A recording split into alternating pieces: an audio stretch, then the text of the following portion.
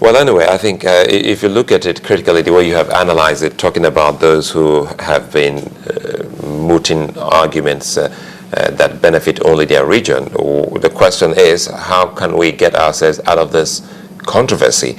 Because the issue, you say, and we have seen it, they couldn't reach a compromise or an agreement on devolution of powers as well as the sharing formula. How can we resolve this issue? Because now it would seem that a committee will be set up to look at these two big issues before we can actually move ahead from where they stopped. You see, I'm surprised that even those from the Niger Delta, for whatever reason, are agreeing to this unworkable revenue sharing formula. What I think should be done is that let every federating unit, whether state or region or whatever, let them control the resources in their respective areas and pay a certain percentage. Obviously, Niger Delta will pay more than states without oil to the federal coffers. Take away all the, all the issues on the exclusive list, limit it to things of common concern, maybe currency like Colonel Liam talked about, foreign policy, defense, etc., which will be on the exclusive list. Now, these states will have enough money, to run their respective states or federating units, whichever they may wish to agree on, and then the people are empowered to demand for accountability. And until, let me just give you a brief analogy.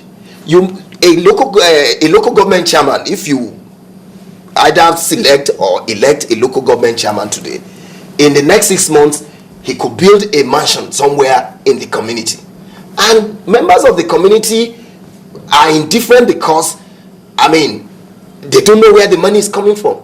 I tell you, if the people are paying their taxes as they should pay, the chairman or the governor cannot build any mansion anywhere with their money and live there.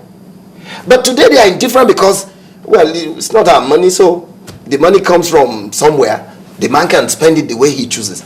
So I'm saying that we must cultivate in the people, empower them enough to be able to demand accountability from whoever is leading them. Until that is done, we will just be, gravitating the way we are doing at the moment. You say that, for you, the crux of this conference shouldn't even hold in the first place. You don't think it's necessary? That's not my point. I recall I said it here, that yes, you said it will be a waste of time. We must talk, but that the way we are going about this talking is going to be a waste of time, like it's turning out to be. And that's where I'm picking up from. You said it's going to be a waste of time. Yes. But the devolution of power, which you focused on, for you, that is also very instructive, very key. Yeah. But the conference agreed on item 39, which has got to do with devolution of power. So did you see that part? What was the agreement about? Okay, you missed out on that part. They looked at it. What's the agreement about? The agreement, which had to do with item 39 of the exclusive legislative list. Okay. Now, that item deals with the exclusive rights of the federal government to legislate on issues regarding mines and minerals, including the oil fields, the oil mining, geological surveys, natural gas. So they I'm agree. saying that's not right. Yeah, but that's what they want to amend. The conference agreed that all those powers should not be centralized at the center. Okay. States should be able to do something with their resources. Yeah. And it's not a waste of time after all, is it? This is what you want. Well, you see. Isn't it what you want? Am I on the same page with you? No, we are not on the same page. What is it? You didn't want the federal government to hands off. No, they should hands off. But the point is, on the same page? No, now, the reason why I will tell you. You see, when you don't look at issues in piecemeal, because once you do that, you take one to the exclusion of the other. No, they're trying to reduce the concentration of power at the center. Not only that, what about political power? But isn't that what devolution of power is about? That's part. This is just one aspect. You see, you are talking about one aspect. I'm talking about the whole. that you look at. I think you look, Doctor. Okay, please go ahead. Let me allow you to finish. Your principle, the principle of devolution of power. Yeah. The conference agreed that yes, there is that need. Maybe when even the next guy comes in, he will tell us. Yeah. There's that need for the federal government to hands off so many things. Yeah. And let the states come in. Isn't that what you're advocating? That's what I'm advocating, but I'm saying from a very holistic standpoint. Politics, economy, issues on the constitution like you have pointed out. If you take it in piecemeal, say, okay, this area, okay, we can let go. This area we still want to hold, and all that. And much more fundamentally, as we speak, there's no agreement as to how the decisions, these so-called agreements of the National Assembly, will be implemented eventually. That's what they are now talking about, a technical committee to look at one aspect. Then maybe after that technical committee, they will set up another team of maybe 7 wise men to do a white paper and all that. That's hypothetical. Yes, and at the end of the day, the powers that be may say, okay, all you have done, like we have seen in Nigeria before. Comment on this, because you say that states should be allowed to create local governments.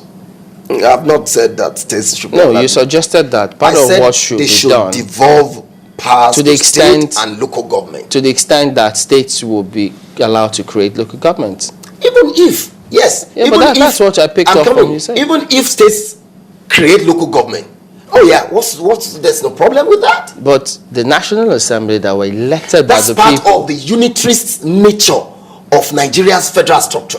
So now you don't want the National Assembly? Constitution, where I'm coming, even the Constitution is not clear. It's ambiguous about the issues of local government. In the Constitution, the local government, the states are allowed to create local government, but they are saying that the National Assembly must either approve or allocate resources to them and all that. All of this makes it, conflicting.